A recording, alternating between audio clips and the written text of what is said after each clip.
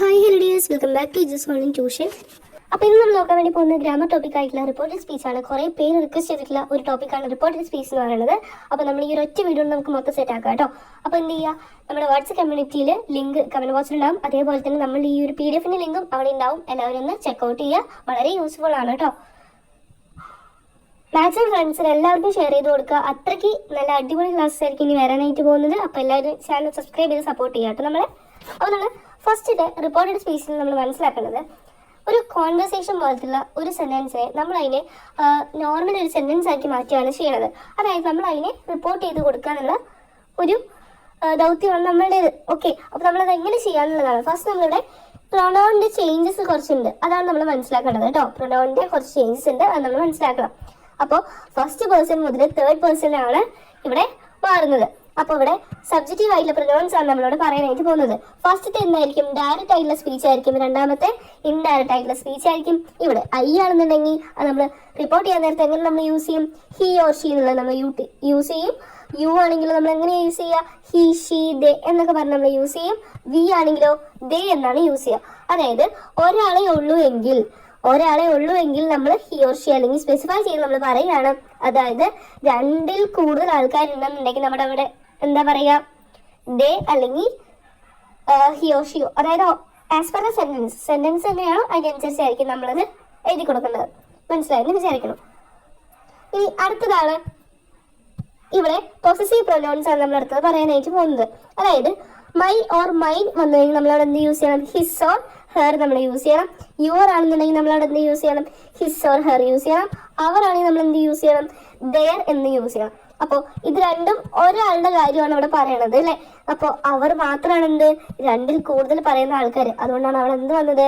There എന്നുള്ള ഒരു വാക്ക് അവിടെ വന്നത്. ഓക്കെ, ഇനി അടുത്താണ് ഒബ്ജക്റ്റീവ് പ്രൊനൗൺസ്. എന്താണ്? നീ ആണെങ്കിൽ ഹിം ഓർ ഹെർ വരും. യു ആണെങ്കിൽ ഹിം, ഹെർ, ദം എന്ന് വരും. അസ് ആണെങ്കിൽ എന്ത് വരും? ദം എന്ന് വരും. ഓക്കെ, നീ, യു എന്ന് പറയുന്നതിൽ ഒരാളെയാണ് കൂടുതൽ പറയുന്നത്. ഇവിടെ ദം വന്നിട്ടുള്ളത് ചില സെന്റൻസിൽ ദം യൂസ് ചെയ്യാൻ വരും. അതുകൊണ്ടാണ്. അസ് എന്ന് പറഞ്ഞാൽ നമുക്കറിയാം ഒരാളല്ലല്ലോ, നമ്മൾ എന്ന് പറയുന്നത് എന്താണ്? രണ്ടിൽ കൂടുതൽ ആൾക്കാരാണ്. അതാണ് അവിടെ അസ് വന്നത്. ഇനി റിഫ്ലെക്റ്റീവ് പ്രൊനൗൺസ് ആയിട്ടുള്ള കുറച്ച് പ്രൊനൗൺസ് ഉണ്ട്. അതായത് മൈസെൽഫ് ആണെന്നുണ്ടെങ്കിൽ അതിന് നേരെ മാറ്റിയിട്ട് നമ്മൾ എന്ത് എഴുതണം? ഹിംസെൽഫ് അല്ലെങ്കിൽ ഹെർസെൽഫ് നമ്മൾ എഴുതി കൊടുക്കണം. യുവർ സെൽഫ് ആണെങ്കിൽ നമ്മൾ എന്തിനെ എഴുതി കൊടുക്കണം? ഹിംസെൽഫ് അല്ലെങ്കിൽ ഹെർസെൽഫ് എന്ന് എഴുതണം. യുവർ സെൽഫ്സ് അപ്പൊ നമ്മൾ എന്ത് എഴുതണം? ദംസെൽസ്.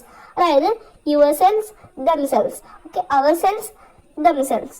അപ്പൊ ഇവിടെ എന്ത് ശ്രദ്ധിക്കണം എന്ന് പറഞ്ഞു കഴിഞ്ഞാൽ ഇവർ രണ്ടുപേരും ഒരു ഘട്ടമാണ്. ഇങ്ങനെ നമുക്ക് പെട്ടെന്ന് ഓർമ്മ വന്നില്ലെങ്കിലും ജസ്റ്റ് ഒന്ന് സെന്റൻസ് വായിച്ച് നോക്കാൻ നേരത്ത് അതിന് നമ്മൾ ഇൻഡയറക്റ്റ് ആയിട്ട് ഈ ഒരു സ്പീച്ചിലെ വാക്കുകൾ ഉപയോഗിച്ച് വേണം നമ്മൾ അതിനെ കംപ്ലീറ്റ് ചെയ്യാനായിട്ട് കേട്ടോ. ഇനി എന്താണ്? പ്രസന്റ് ടെൻസിനെ നമ്മൾ എന്താക്കി മാറ്റണം? പാസ്റ്റ് ടെൻസ് ആക്കി മാറ്റണം. പാസ്റ്റ് ടെൻസിനെ പാസ്റ്റ് പെർഫെക്റ്റ് ടെൻസ് ആക്കി നമ്മൾ മാറ്റണം. ഇതാണ് ഇവിടെ വരുന്ന ടെൻസുകളുടെ മാറ്റം എന്ന് പറയുന്നത്. ആം ഓർ ഈസ് ആണെന്നുണ്ടെങ്കിൽ ഇവിടെ എന്ത് വരും? ആറ് വരും. വാസ് ഓർ വേർ ആണെങ്കിൽ had been. Have or has ആണെന്നുണ്ടെങ്കിലോ ഹാഡ് വരും അല്ലേ. പിന്നെന്താ? ഡു ഓർ ഡസ് ആണെങ്കിൽ ഡിഡ് വരും. വിൽ എന്ന് വരും. വുഡ് ആവും. Shall, should, can, could, may, might, must, had, to. അപ്പതാ മേ വരെ നമുക്ക് ഓക്കെയാണ്. നമുക്കറിയാം മൈറ്റ്, കുഡ്, വുഡ്, ഷുഡ് എന്നൊക്കെ നമ്മൾ എഴുതി കൊടുക്കും അല്ലേ. ഇവിടെ വാസം വേറെ ശ്രദ്ധിക്കണം, ഹാഡ് ബീൻ ആണ്. അല്ലാണ്ട് ഇവിടെ എന്താ വരുന്നേ? മസ്റ്റ്. അപ്പൊ മസ്റ്റ് എന്നുള്ള വാക്ക് വന്നു കഴിഞ്ഞാൽ നമ്മൾ റിപ്പോർട്ട് ചെയ്യാൻ നേരത്തെ ഹാഡ് ടു എന്നുള്ള വാക്കാക്കി നമ്മൾ മാറ്റണം. അപ്പൊ സിമ്പിൾ പ്രസന്റ് ആണെന്നുണ്ടെങ്കിൽ നമ്മൾ സിമ്പിൾ പാസ്റ്റ് ആക്കണം.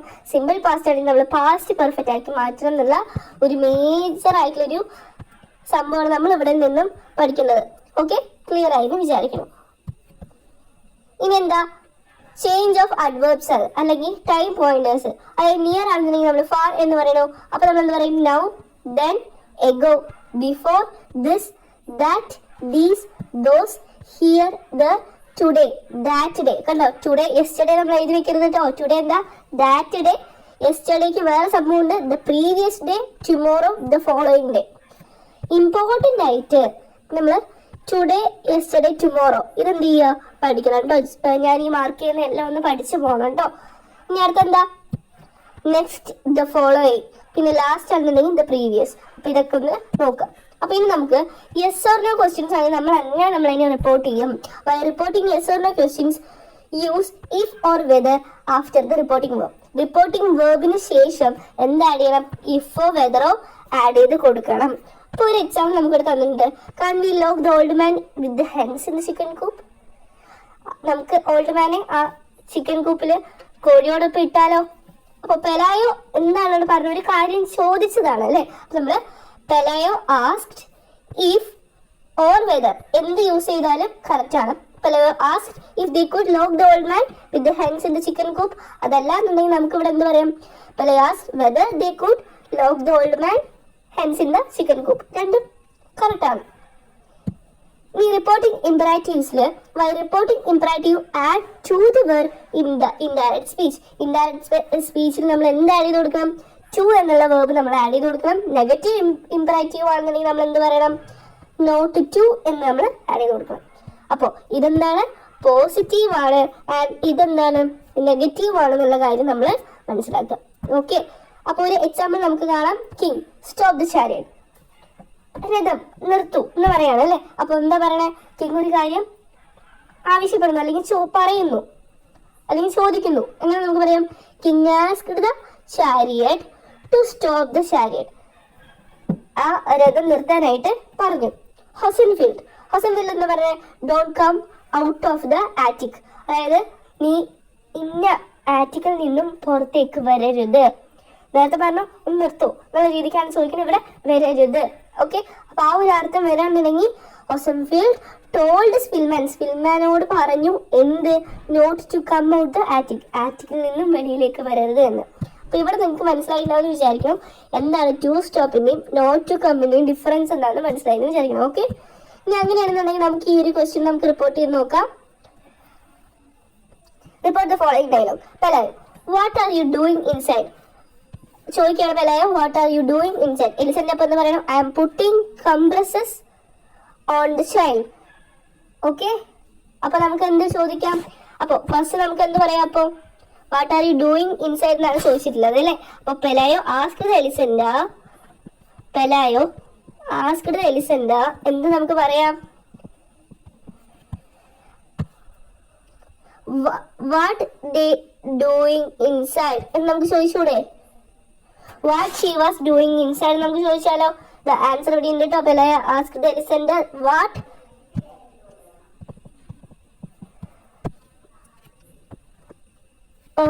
She was doing inside. അപ്പോൾ ഇവിടെ നമുക്ക് ഷീ ആഡ് ചെയ്യാൻ പെട്ടെന്ന് മറന്നു കഴിഞ്ഞാലും ഡൂയിങ് ഇൻസൈഡ് എഴുതിയാലും നമുക്ക് മാർക്ക് ചില ടീച്ചേഴ്സ് തരും കേട്ടോ. What she was doing inside. Okay, ഇനി അടുത്തത് എലിസന്റെ റിപ്ലൈ പറയാണ് അല്ലെ. അപ്പൊ എന്ത് പറയാം നമുക്ക്? എലിസന്റെ റിപ്ലൈഡ് ദാറ്റ് എന്ന് നമുക്ക് പറഞ്ഞൂടെ? എലിസന്റെ replied that she was putting അല്ലെ. നമുക്ക് ആൻസർ നോക്ക്. Reply that she was putting compresses on the child എന്ന് മാത്രം നമുക്ക് പറഞ്ഞാൽ മതി. ഇവിടെ വേറെ എന്തെങ്കിലും നമ്മൾ മാറ്റം വരുത്തിയോ? ഇല്ല അല്ലെ. Putting she was putting compresses on the child. Okay, ഇങ്ങനെയാണ് നമ്മൾ എഴുതി കൊടുക്കുക. കുറച്ച് ഡൗട്ട് ആദ്യം വരും, അത് കാര്യമില്ല, നമുക്കത് ശരിയാക്കാവുന്നതേ ഉള്ളൂ. ഇനി അടുത്ത് നോക്കാം. അപ്പൊ നമുക്ക് തന്നെ റിപ്പോർട്ട് ചെയ്യാം. What do you think the creation is എന്നുള്ള ക്വസ്റ്റ്യൻ. അപ്പൊ നമുക്ക് ഇവിടെ എന്തൊക്കെ മാറ്റം വരും? തിങ്ക് പോയിട്ട് തോട്ട് ആവും ആൻഡ് ഈസ് പോയിട്ട് വാസ് ആവും എന്നുള്ള കാര്യം മനസ്സിലാക്കാം കേട്ടോ. അപ്പൊ നമ്മൾ എങ്ങനെ എഴുതും? Elisenda asked the neighbour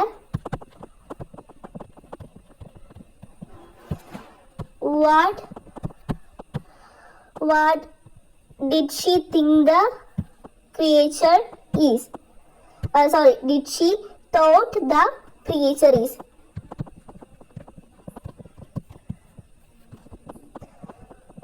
Creature is ആണോ? അല്ല, was. Okay, കറക്റ്റ് ആണോ? what she thought the creature was. Okay, അപ്പൊ നമുക്ക് നെയ്ബർ എന്താണ് പറഞ്ഞത്? I think he is an angel അല്ലേ. അപ്പൊ നമുക്ക് നെയ്ബർ replied that അല്ലെങ്കിൽ നെയ്ബർ replied the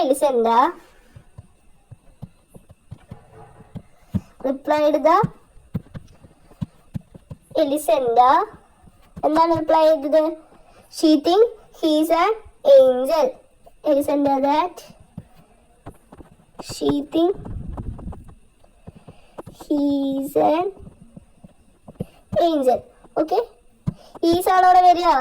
അല്ല, വാസാണ്. അപ്പൊ ഇങ്ങനെ പെട്ടെന്ന് നമ്മൾ വിചാരിക്കാത്ത തെറ്റായിരിക്കും കേട്ടോ വരിക. അപ്പൊ എന്ത് ചെയ്യുക, ഒന്ന് നോക്കി വെക്കുക. Okay. And the next mistake is think മാറിയിട്ട് എന്താക്കണം, നമ്മൾ തോട്ട് ആക്കണം കേട്ടോ. ഓക്കെ, ഇങ്ങനെയാണ് ക്വസ്റ്റ്യൻസ് വരാം. അപ്പൊ നമ്മള് ഒരു റിപ്പോർട്ടിംഗ് കൂടെ നമുക്ക് ലാസ്റ്റ് ആയി ചെയ്യാം കേട്ടോ. എന്നിട്ട് നമുക്ക് ബാക്കിയുള്ള ഈ PDF ഉള്ള ബാക്കി ഇത്രയും ക്വസ്റ്റ്യൻസ് എന്തായിരിക്കും നിങ്ങൾക്കുള്ള പ്രാക്ടീസ് ക്വസ്റ്റ്യൻ ആണ്. എല്ലാവരും എന്ത് ചെയ്യുക, ചെയ്ത് നോക്കാം. PDF താഴെ ഉണ്ട് കേട്ടോ. അപ്പൊ നമുക്ക് എന്ത് ചെയ്യാം, ഇനി നമുക്ക് ഇതുകൂടെ നമുക്ക് ചെയ്യാം. നെയ്ബർ 1 ആൻഡ് നെയ്ബർ 2 തമ്മിലുള്ള ക്വസ്റ്റ്യൻ ആണ്. Have you hear of the captive angel at Pelayo house? കേട്ടായിരുന്നോ? അപ്പൊ നെയ്ബർ 2 എന്ന് പറയാണ്, yes, he's an old man with enormous wings. അതെ, അദ്ദേഹം ഒരു ഓൾഡ് മാൻ ആണ്, പക്ഷെ ഇനോമസ് ആയിട്ടുള്ള വിങ്സ് ഉണ്ട്. ഇനോമസ് വിങ്സ് എന്ന് പറഞ്ഞു കഴിഞ്ഞാൽ വലിയ വിങ്സ് ഇല്ലേ, അതിനെയാണ് പറയണത്. അപ്പൊ നമുക്ക് എന്തെന്ന് പറയാം, നോക്കുക. Neighbor 1 asked whether he had heard of the captive angel at Pelayo house. അപ്പൊ neighbor 2 എന്ത് പറയണു, പോസിറ്റീവ്ലി റിപ്ലൈഡ്. അപ്പൊ ഈ ഒരു പോസിറ്റീവ്ലി റിപ്ലൈഡ് എന്ന് എഴുതിയില്ലെങ്കിലും റിപ്ലൈഡ് എന്ന് എഴുതിയാലും രണ്ടും എന്തെന്നെയാണ്, ശരിയാണ് കേട്ടോ. That he was an angel with enormous wings. Okay, ഇങ്ങനെയാണ് നമ്മൾ എന്ത് ചെയ്യുക, റിപ്പോർട്ട് ചെയ്യുക. അപ്പൊ മനസ്സിലായെന്ന് വിചാരിക്കണം. ഈ ഒരു PDF വായിച്ച് നോക്കുക. ബാക്കിയുള്ള ക്വസ്റ്റ്യൻസ് എന്ത് ചെയ്യുക, ആൻസർ ചെയ്ത് നോക്കുക. ഇന്നത്തെ എക്സാം എളുപ്പമായി എന്ന് വിശ്വസിക്കുന്നു. അപ്പൊ ഇനിയുള്ള എല്ലാ എക്സാമും എളുപ്പമാവട്ടെ എന്ന് ആശംസിക്കുകയാണ്. Thank you.